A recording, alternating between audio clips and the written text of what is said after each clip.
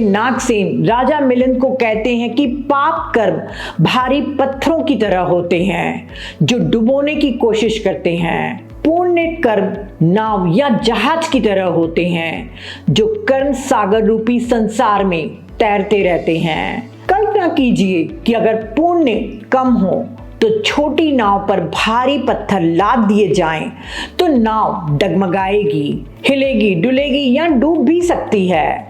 लेकिन अगर पुण्य बहुत अधिक हो जाए, नैतिक जीवन, दानशील, मेडिटेशन, दूसरों की मदद करना आदि, तो वह छोटी नाव विशाल और मजबूत जहाज बन जाती है। अब कितने भी भारी पत्थर यानी पुराने पाप कर्मों के फल लाद लो, जहाज स्थिर रहता है, डगमगाता नहीं और सहजता से सागर पार कर लेता है। इसीलिए चाहे कितना भी कष्ट या दुख क्यों न आए, हमें हमेशा पुण्य कर्म करते रहना चाहिए। ये सोचकर कि मेरे करने से क्या होगा, निष्क्रिय नहीं रहना चाहिए।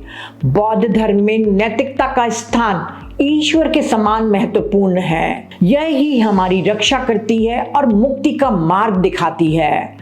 बौद्ध टीचिंग्स में दुख आने पर प्रार्थना की बजाय नैतिकता, पुण्य संचय और नकारात्मक कर्मों से दूर रहने पर जोर दिया जाता है।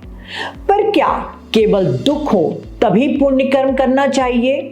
कई बार हम देखते हैं कि कुछ सौभाग्यशाली लोगों के जीवन में कोई बड़ी चुनौतियां नहीं आती, वे सुख में रहते हैं। इसीलिए पुण्य कर्म को सिर्फ औपचारिकता या सामाजिक दायित्व समझकर निभाते हैं। चाहे जीवन सुखमय हो या चुनौतीपूर्ण, हर व्यक्ति को अपने पुण्य कर्मों के प्रति सजग रहना चाहिए, क्योंकि जो भी सुख हमें मिल रहा है, धन, रिश्ते, घर में मंगल कार्य, स्वास्थ्य या कोई भी खुशी, यह सब पिछले और वर्तमान कर्मों का फल है और यह फल धीरे धीरे समाप्त होता जा रहा है।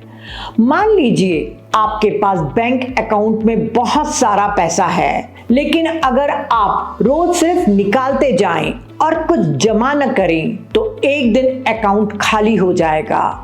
ठीक वैसे ही हमें अच्छे कर्म करके अपने कॉस्मिक बैंक भरते रहना चाहिए, वरना मुश्किल के समय जब अच्छे कर्मों की जमा पूंजी कम या समाप्त हो जाएगी तो एक के बाद एक मुसीबतें आने लगेंगी, क्योंकि पाप के बीज को पकने के लिए परिस्थितियां खुद ब खुद अनुकूल हो जाती हैं।